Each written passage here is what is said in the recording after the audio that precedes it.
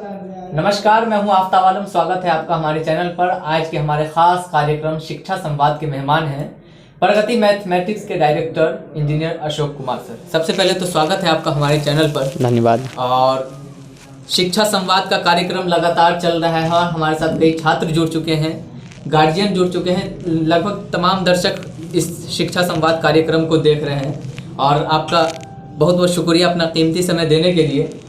लगातार सबसे पहला मेरा यही सवाल होगा कि आप भी मैथ में इस बार भी 99 मार्क्स प्राप्त हुए थे आपके बच्चे को। काफ़ी खुशी होती है जब दरभंगा से बच्चे इस तरीके का स्कोर करते हैं। अत्यंत खुशी होती है इस बात को जान करके। और IIT भी क्वालिफाई किया था आपके यहाँ के बच्चे जी। तो सबसे पहले तो कंग्रेचुलेशन। और मैं ये थैंक यू। आपसे जानना चाहूँगा, आपसे संक्षेप में एक थोड़ा सा परिचय हो जाए, उसके बाद फिर बातचीत का सिलसिला जारी रखते हैं।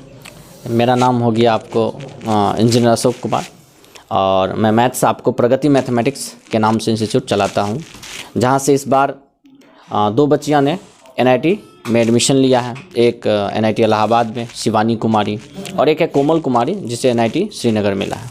और कोमल को ही बोर्ड में 99 मार्क्स प्राप्त हुए थे। तो गणित एक ऐसा विषय है जिसमें बच्चे अगर थोड़ा सा भी मन लगा के पढ़ाई कर ले तो 90+ स्कोर करना बहुत ही ईजी है। बस यही है कि गणित को थोड़ा सा प्रैक्टिस का ज़रूरत होता है और प्रैक्टिस करने के लिए समय का ज़रूरत पड़ता है। तो बच्चों को थोड़ा सा टाइम देना पड़ेगा गणित के क्वेश्चन को हल करने के लिए। चलिए, बहुत बहुत शुक्रिया सर हमारे साथ जुड़ने के लिए। और हम कार्यक्रम बातचीत का सिलसिला जारी रखेंगे। द लाइव इंडिया की तरफ से ये छोटा सा सम्मान है।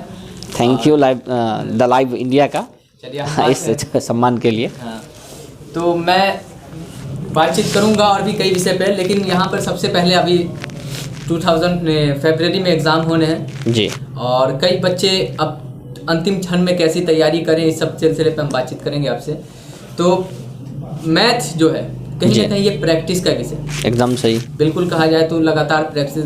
तो अंतिम क्षण में बच्चे इसको कैसे प्रैक्टिस करें? देखिए, सबसे पहले हम सिलेबस की बात कर लेते हैं। इस बार जो बिहार बोर्ड का सिलेबस है, तो सिलेबस कुछ इस प्रकार हैं कि आपको 100 ऑब्जेक्टिव क्वेश्चन पूछे जाएंगे, जिसमें से सोल्व करना है मात्र 50 क्वेश्चन। यानी कि आपके पास ऑप्शन यहाँ पे ढेर सारे हैं।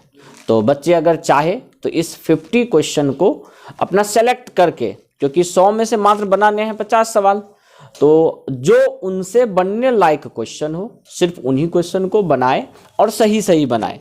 तो 50 नंबर तो हर बच्चा यहाँ से उठा सकता है, क्योंकि 100 में से सिर्फ 50 क्वेश्चन उसे बनाने हैं ऑब्जेक्टिव में।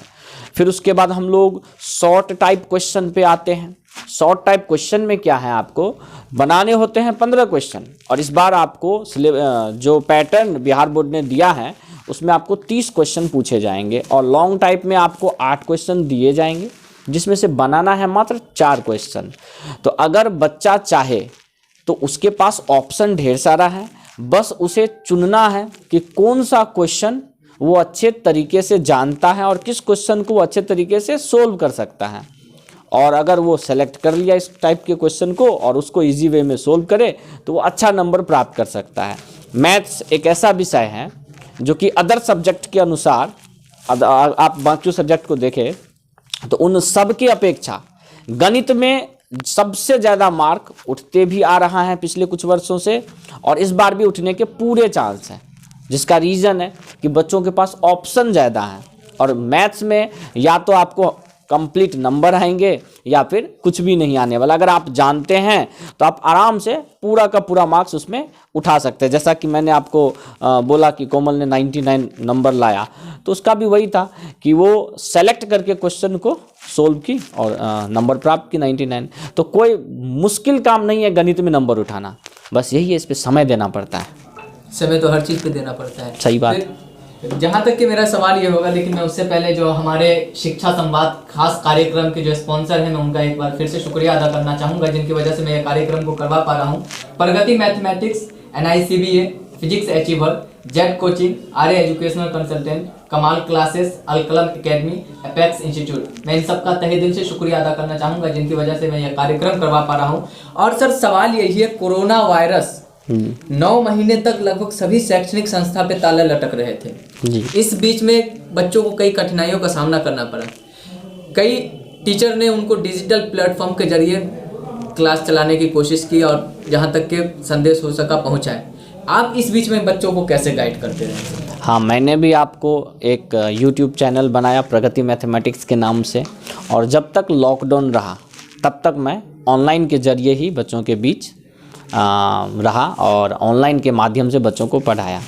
फिर सरकार के आदेशानुसार जब 4 जनवरी से आदेश हुआ है, उसके बाद हम लोगों ने जो भी टॉपिक हमने पढ़ाए थे उनका रिवीजन, जो एक रिकैप होता है लास्ट टाइम पे, वो बच्चों को करवाया और करवा भी रहा हूँ, ताकि बच्चे को जो ऑनलाइन में पढ़ाया उसको एक बार संक्षेप में बोर्ड के लिए तैयार, बोर्ड के अनुसार उसको बता सकूं, ताकि बोर्ड में वो अच्छा स्कोर कर सके। लेकिन सर मैथ में जहाँ तक कि अगर हम सवाल करते हैं तो आपने कहा लॉकडाउन में, लेकिन बहुत सारे ऐसे बच्चे हैं, अगर आप रूरल एरिया से ज़्यादा मोस्टली बच्चे बिलोंग करते हैं, रूरल एरिया में डिजिटल प्लेटफॉर्म उतनी बढ़िया तरीके से नेट कनेक्शन है नहीं जो बढ़िया तरीके से वहाँ से बच्चे सीख पाए। उन बच्चों, कई बच्चे आपको भी कांटेक्ट किए होंगे सर कि हमारे यहाँ नेट नहीं चलता सर, हम वीडियो नहीं देख पाते, तो वैसे बच्चों को आप कैसे गाइड किए? देखिए, सबसे पहला चीज़, हम लोग जो लेक्चर देते थे वो रिकॉर्डेड लेक्चर था। बच्चा उसको चाहे तो डाउनलोड करके भी देख सकता था। ऐसा नहीं था कि लाइव में ही बच्चा पढ़ लिया तो पढ़ लिया, अदरवाइज उसके पास ऑप्शन नहीं है, वैसा नहीं था।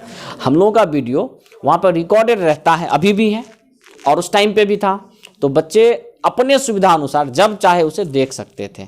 तो बस यही था कि रिकॉर्डेड लेक्चर के माध्यम से ही बच्चे को हम, जो जिनके यहाँ सुविधा नहीं थी, जिनके यहाँ नेटवर्क इशू था, उनको सिर्फ वीडियो लेक्चर के माध्यम से ही पढ़ा सके। बहुत ज़्यादा हेल्प तो हम भी नहीं कर सके, क्योंकि सब कोई मजबूर थे, और बिहार में वैसे भी जो आप इंटरनेट की सुविधा कह रहे हैं तो वो उतनी अच्छी हम नहीं कह सकते जितनी होनी चाहिए। तो फिर भी जो भी हो सका, कुछ नहीं से तो अच्छा है कि कुछ बच्चों ने किया। और वैसे भी जिन बच्चों का क्लास वगैरह छूट गया था, उनको हमने क्लास खुलने के बाद निरंतर गाइड किया। जिस सब्जेक्ट में, जिस टॉपिक में डाउट थे, वो टॉपिक को दोबारा उनको पढ़ाया, उन पे क्वेश्चन प्रैक्टिस करवाया और करवा रहा हूँ। आपका जो 1 फरवरी से बोर्ड का एग्ज़ाम स्टार्ट हो रहा है, उससे पहले कोशिश है हमारा कि कम से कम NCERT कंप्लीट एक बार बच्चों को सोल्व करवाया जाए, ताकि वो बोर्ड में अच्छा स्कोर कर सकें। अब इसमें जो सवाल है सर, 200% बच्चे के लिए सवाल हो गए हैं। हाँ, 100 क्वेश्चन तो वहाँ 200। तो सवाल जो है सर, बच्चे अब जैसे कि देखिएगा, एक लाइन, कई बच्चे ऐसे होते हैं जो 1 to 1 सॉल्व करने का प्रयास करते हैं जी। मतलब क्या है कि दूसरा सवाल अगर मान लीजिए नहीं आ रहा है तो फिर उसी को थिंक करने में समय बिताते हैं, या फिर उसी को सोचने विचारने में समय बिताते हैं। आपके हिसाब से उन बच्चों के लिए क्या मैसेज है कि आप सवाल जब देखें उसको कंटिन्यू रीड करें, उसके बाद फिर उसके साथ क्या करें? देखिए, सबसे पहला चीज़ तो बच्चों के पास क्वेश्चन पेपर देने के बाद 15 मिनट का टाइम रहता है इंस्ट्रक्शन पढ़ने के लिए। तो जब भी आप एग्ज़ाम देने जाते हैं, चाहे वो बोर्ड का एग्ज़ाम हो, चाहे वो कोई भी अदर एग्जामिनेशन हो, आप इंस्ट्रक्शन को अच्छे से पढ़िए। इंस्ट्रक्शन में आपको ये पता लगेगा कि क्या और किस तरीके से कैसे क्वेश्चन को सोल्व करना है, कौन सा क्वेश्चन कितने नंबर का है। जैसा कि ऑब्जेक्टिव की बात करेंगे, ऑब्जेक्टिव 100 में से 50 बनाने, इसमें नो डाउट ये सारा चीज़ क्लियर होता है बच्चों का। अब सब्जेक्टिव वाले पोर्शन पे आते हैं। 2 मार्क्स के जो क्वेश्चन है, 2 मार्क्स के जो क्वेश्चन है वो 30 है। तो बच्चे को ये चीज़ समझना पड़ेगा कि जो उनके लिए इजी क्वेश्चन है, वैसे तो 30 के 30 इजी होते हैं, फिर भी बनाने हमें सिर्फ 15 है, तो उन इजी में भी जो इजीएस्ट हो, सबसे ज़्यादा इजी हो, वो सेलेक्ट करके अगर बच्चे बनाते हैं तो ज़्यादा नंबर प्राप्त करेंगे। इसके पहले 30 क्वेश्चन को रीड करें, एक बार व्यू ले लेना चाहिए कि कौन सा क्वेश्चन, कौन सा टॉपिक उनका स्ट्रांग है। जो टॉपिक उनका स्ट्रांग है उस टॉपिक के क्वेश्चन को सेलेक्ट करें और सोल्व करें। आपने ये भी देखा होगा सर, बच्चे काट कूट करते हैं सर कॉपी को। हाँ, तो ये नहीं होना चाहिए। एग्जामिनर जब आपका कॉपी चेक करता है तो अगर वो देखता है कि बच्चे ने सही तरीके से साफ सुथरा लिखा है, तो वो थोड़ा सा अट्रैक्ट होता है बच्चों के कॉपी के प्रति और वो दिल खोल के नंबर देता है। तो काटने से बचे। अगर आपको नहीं आता है तो आप उस क्वेश्चन को छोड़ के स्किप करके नेक्स्ट क्वेश्चन पे बढ़े, लेकिन बनाए वही क्वेश्चन जिसके बारे में आपको 100% पता हो और जिसका आप 100% सॉल्यूशन जानते हो। मान लीजिए अगर कोई गलती हो जाती है सवाल बनाने के दौरान, तो फिर क्या करेंगे? अगर मान लीजिए गलती हो जाती है तो ऐसा भी नहीं है कि आप काट नहीं सकते हैं, आप उसको कैंसिल करके फिर से उसको दोबारा बना सकते हैं। उसमें कोई दिक्कत वाली बात नहीं है। ऐसा नहीं है कि आपको एग्जामिनर वो क्वेश्चन के लिए नंबर नहीं देगा, आप अपना उसको ठीक कर सकते हैं, आपके पास मौके और टाइम रहते हैं। वैसे अगर क्वेश्चन गलत हो जाते तो एक चीज़ मैं भी आप लोगों को सजेस्ट करूंगा, जो मेरे गुरु कभी बताया करते थे कि अगर मान लीजिए गलत हो जाते हैं, हम लोग क्या करते हैं कि पूरा उसको काट कूट करना शुरू कर देते हैं। No. तो आप हल्का सा ऐसे करिए और उसको हल्का सा नीचे कट का निशान लगा, आप नीचे बढ़ जाइए। हाँ, सही बात है। क्या सर? और अब मैथ में है सर, तो मैथ चूंकि एक ऐसी चीज़ है, मैं पहले भी बता चुका हूँ कि एक प्रैक्टिस की चीज़ है, जब तक आप इसकी प्रैक्टिस नहीं करेंगे। बहुत सारे बच्चे होते हैं सर कि फार्मूला नहीं याद रहता, सवाल नहीं बनता। हाँ, सही बात है। तो फार्मूला क्या याद करने की चीज़ है या फार्मूला उस बेसिस पे सवाल प्रैक्टिस करने की? देखिए, फार्मूला को आप रटिएगा, कोई भी चीज़। वैसे मैं बच्चों के लिए 10 कुछ टिप्स बताने जा रहा हूँ, थोड़ी देर में मैं बताऊँगा कि क्या टिप्स बच्चों के लिए होना चाहिए एग्ज़ाम से रिलेटेड। तो उसमें ये भी बताऊँगा कि रटने से बचें, रटिएगा तो भूलिएगा। आप गणित के फॉर्मूला की अगर बात करते हैं तो उस फॉर्मूला पे इतना क्वेश्चन प्रैक्टिस कर लीजिए कि वो फॉर्मूला याद हो जाए। हम अपने बच्चों को इतने सारे क्वेश्चन प्रैक्टिस करवा देते हैं कि उन्हें टोटल के टोटल फॉर्मूला उस क्वेश्चन के कारण याद हो जाते हैं। और मैं अदर सब्जेक्ट में भी, जो फिजिक्स हो चाहे केमिस्ट्री हो, उसमें भी यही बोलना चाहूँगा कि अगर कोई भी टॉपिक है तो आप उसको रटिए नहीं, उसको समझिए, समझ के उसको लिखिए। वो लिखने से भी नहीं है तो आप अपने फ्रेंड के बीच उसका जो एक होता है ना, ग्रुप में डिस्कशन कीजिए, क्योंकि ग्रुप डिस्कशन से भी आपका जो कंसेप्ट, जो डाउट होगा वो क्लियर होगा। ग्रुप डिस्कशन, हाँ, ग्रुप डिस्कशन से ये ज़रूरी है बच्चों के लिए, जो कि हमारे यहाँ थोड़ा सा कमी है इन चीज़ों का। वैसे तो कोरोना है, सरकार भी कहती है कि ग्रुप में आप नहीं बैठ सकते, तो फिर भी 2 3 4 बच्चे के ही ग्रुप में तो खैर करिए। हाँ, कर ही सकते हैं। हाँ सर, आप, मेरा ये सवाल होगा कि बच्चे अब अंत समय में, आप कई सालों से पढ़ा रहे बच्चों को, तो आप तो कहीं ना कहीं आइडिया हो ही गया होगा कि ये चैप्टर ज़्यादा इंपॉर्टेंट है। तो इस बीच में बच्चे के लिए कौन कौन से चैप्टर इंपॉर्टेंट हैं? सबसे स्कोरिंग चैप्टर अगर देखा जाए मैथ्स में तो इंटीग्रेशन आता है। इंटीग्रेशन या फिर यूँ कह लीजिए कैलकुलस। कैलकुलस का 44% वेटेज होता है। कैलकुलस 44% वेटेज है, इंटीग्रेशन उसी में आ जाता है, जिसमें इंटीग्रेशन आता है। और इंटीग्रेशन का मेरे हिसाब से जो एग्ज़ाम के क्वेश्चन है उनके अनुसार 30% वेटेज आप इंटीग्रेशन का दे सकते हैं। इंटीग्रेशन में मेनली 4 चैप्टर आ जाते हैं, जिससे रिलेटेड आपको ऑब्जेक्टिव में भी, उसके बाद शॉर्ट टाइप क्वेश्चन और लॉन्ग टाइप क्वेश्चन में भी पूछा जाता है। तो इंटीग्रेशन आप अपना स्ट्रॉन्ग कर लीजिए। इंटीग्रेशन के फॉर्मूला, डायरेक्ट फॉर्मूला आपको ऑब्जेक्टिव में पूछे जाते हैं, वो आपका अच्छा होना चाहिए। उसके साथ साथ वेक्टर और 3D, ये भी इम्पोर्टेंट है। ये वेक्टर 3D से बच्चे भागते भी हैं। वैसे तो वेक्टर बच्चे फिजिक्स में पढ़ते हैं, लेकिन 3D थोड़ा सा टफ और थ्योरेटिकल चैप्टर है, तो बच्चे भागते हैं। जबकि ये एक ऐसा चैप्टर है जिसका वेटेज 18% है और इससे बच्चे को क्वेश्चन बनता भी है। ऑब्जेक्टिव की अगर बात की जाए तो 15 से 20 ऑब्जेक्टिव, जैसे इस बार अगर 100 ऑब्जेक्टिव पूछेंगे तो 15 से 20 ऑब्जेक्टिव आपको वेक्टर और 3D से पूछने के पूरे चांसेस हैं। तो आप अगर इंटीग्रेशन, वेक्टर, 3D अच्छे से कर लेते हैं तो मेरे हिसाब से बहुत अच्छा स्कोर कर सकते हैं।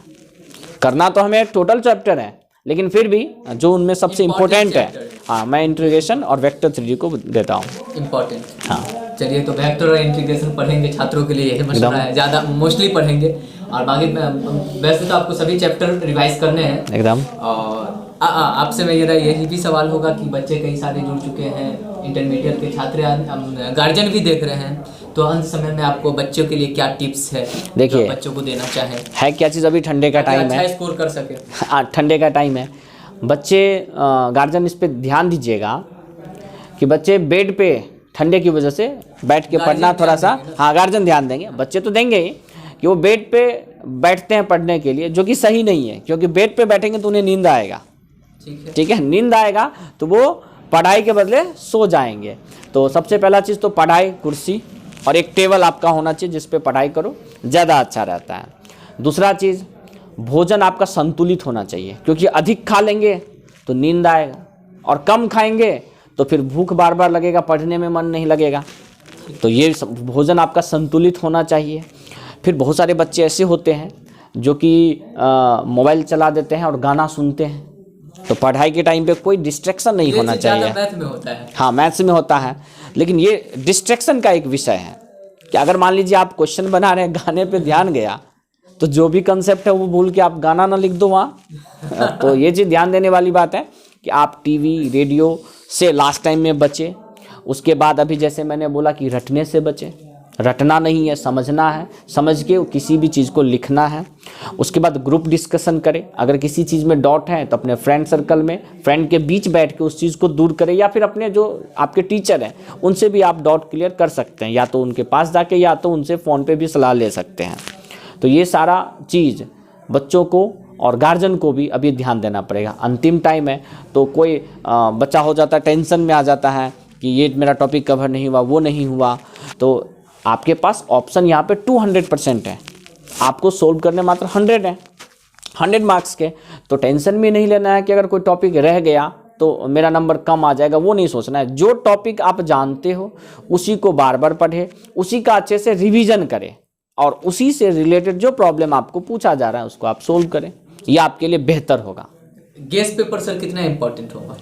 देखिए, गेस्ट पेपर तो मैं नहीं कहूँगा, मैं कहूँगा मॉडल पेपर जो बिहार सरकार के द्वारा निकलता है, दिया जाता है बच्चों को, आप उसको एक बार अच्छे से सोल्व करें, ताकि आपको ये पता लग जाएगा कि किस अनुसार, किस लेवल के और किस तरीके से क्वेश्चन आपको एग्जाम में आएंगे। तो आप उनको एक चीज़ और है सर, उसमें मॉडल पेपर की जब बात आई है तो सर, क्योंकि मोस्टली बच्चे होंगे सर, देखे होंगे कि आप भी अगर क्लास कभी लिए होंगे तो 2 घंटा बैठने के बाद वक्त आ जाते हैं, लेकिन 3 घंटा कैसे फेस करेंगे एग्जाम में? तो जब तक घर पे मॉडल पेपर का क्वेश्चन एक बार बैठ के 3 घंटे में सोल्व नहीं करेंगे, तब तक उनको सही बात है एग्जाम में फिर दिक्कत होगा, 3 घंटे बैठने में ही उनको परेशानी होगी। तो इसलिए तो बोला जा रहा है कि मॉडल पेपर बैठ के सोल्व कीजिए। सोल्व कीजिएगा तो आपको टाइम देना पड़ेगा। और मॉडल पेपर के साथ साथ मैं ये भी कहना चाहूँगा कि जो प्रीवियस ईयर में पूछे हुए क्वेश्चन है उनका काफ़ी वेटेज रहता है आपको रिपीट होने का। तो प्रीवियस ईयर के क्वेश्चन बैंक जो भी आपके पास है उनको ज़रूर सोल्व करें। प्रीवियस ईयर का क्वेश्चन है ये, तो मैं भी सजेस्ट करूंगा आप लोगों को कि मॉडल पेपर एटलीस्ट कम से कम उनको ही एग्जाम समझ के बनाए घर पे, है ना। इसमें सर आखिर में मेरा यही सवाल होगा कि बहुत सारे गार्जियन मेरी वीडियो देख रहे हैं, बहुत सारे छात्र मेरी वीडियो देख रहे हैं, अन्य जो पास आउट हो चुके हैं वो भी देख रहे हैं, उन सब के लिए आपका क्या संदेश होगा सर? मेरा संदेश है, अगर मैं गणित विषय में की बात करूं तो गणित एक स्कोरिंग चैप्टर, स्कोरिंग विषय कह सकते हैं, स्कोरिंग सब्जेक्ट है। आप इसमें अच्छा स्कोर कर सकते हैं। आप जितने अभी तक पढ़ाई कर चुके हैं सिर्फ उतने ही चैप्टर को अच्छे से पढ़ें, रिवीजन करें। टेंशन में नहीं आना है कि बिहार सरकार ने कम टाइम दिया हमें पढ़ने के लिए। सरकार कुछ भी काम करती है तो सोच समझ के ही करती है। आपका 1 फरवरी से अगर एग्ज़ाम है तो आपका ये जो क्वेश्चन है, जैसे मान लीजिए पहले आपके पास ऑप्शन नहीं होता था कि ढेर सारे क्वेश्चन है, बनाना आपको आधा ही है। इस बार कम से कम सरकार ने यह ऑप्शन दिया है कि आप दोगुने में से आधा सोल्व करो और आप जो ही चैप्टर पढ़े हो उसी से रिलेटेड क्वेश्चन बनाओ, आप अच्छा स्कोर ला सकते हो। और जैसा कि आपने बोला कि प्रैक्टिस बहुत ज़रूरी है। 3 घंटे बैठ के कम से कम एक बार में मॉडल पेपर को सोल्व करने का आदत अभी से आप लोग लगा लीजिए। ये आपके लिए काफ़ी बेनिफिशियली रहेगा, ज़रूरी भी है ये चीज़। और लास्ट में मैं द लाइव इंडिया का थैंक्स करना चाहूँगा, जो शिक्षा संवाद का एक प्रोग्राम आपके लिए ऑर्गेनाइज करके रखा है और आपको इससे काफ़ी कुछ हेल्प भी मिल रहा है और मिला भी है, बाकी सब्जेक्ट में भी मिला है। तो थैंक यू इसके लिए, आपने इस चीज़ को ऑर्गेनाइज करा। और कॉन्ग्रेचुलेसन मैं बोलना चाहूँगा पहले कि आप अच्छा रिजल्ट लेके आइए जितने भी बच्चे हैं, और फिर इसी स्टूडियो में बैठ के इंटरव्यू दीजिए। ज़रूर ज़रूर, हो सकता है कोई छात्र अगले दिन इसी स्टूडियो में बैठ के, हाँ, अगर आप अच्छा नंबर लाते हैं तो यहाँ ज़रूर आइए। इनवाइट तो रहेगा ही बच्चे, हाँ, इनविटेशन ज़रूर मिलेगा आपको। बच्चे अच्छा स्कोर करके आए, हमारे स्टूडियो में बैठे, उनसे बातचीत करें और फिर दूसरे बच्चे जो आने वाले हैं उनको मोटिवेट करें, ज़रूर इंस्पिरेशन मिले। तो चलिए सर, बहुत बहुत शुक्रिया हमारे साथ जुड़ने के लिए। फिर मैं आपको एक बार बता देना चाहूँगा, शिक्षा संवाद के खास कार्यक्रम को जो लोग सहयोग कर रहे हैं, जिनका सहयोग है, जिनकी वजह से मैं इस कार्यक्रम को करवा पा रहा हूँ, मैं उनका फिर से शुक्रिया अदा करना चाहूँगा। Pragati mathematics, NICBA, physics achiever, jet coaching, Arya educational consultant, Kamal classes, Alkalam academy, apex institute, इन सब का तहे दिल से शुक्रिया अदा करना चाहूँगा, जिनकी वजह से मैं इस कार्यक्रम को करवा पा रहा हूँ। और जैसा कि मैं आपको बता दूं कि अगर अभी तक आपने हमारे चैनल को सब्सक्राइब नहीं किया है तो YouTube पर जाइए और चैनल को सब्सक्राइब कर दीजिए और इस वीडियो को लाइक करिए और ज़्यादा से ज़्यादा शेयर करिए ताकि और भी दर्शकों तक पहुंच सके। प्रतिक्रिया। और जो भी आपका ये वीडियो है इस पर अपनी प्रतिक्रिया देना ना भूलें। आपका कमेंट्स हमारे लिए अहम है, तो ताकि कमेंट से हमें पता लगेगा कि ये प्रोग्राम आपका कैसा था, नहीं था। हाँ, लगातार बच्चे कमेंट कर भी रहे हैं और आपका सुझाव आना चाहिए। और भी हम आपको इसी तरीके के कार्यक्रम में अपने इस कार्यक्रम के माध्यम से अलग अलग फैकल्टी के टीचर से आपकी मुलाकात करवाते रहेंगे। तो फिर मिलते हैं हम आपसे अगली वीडियो में। धन्यवाद।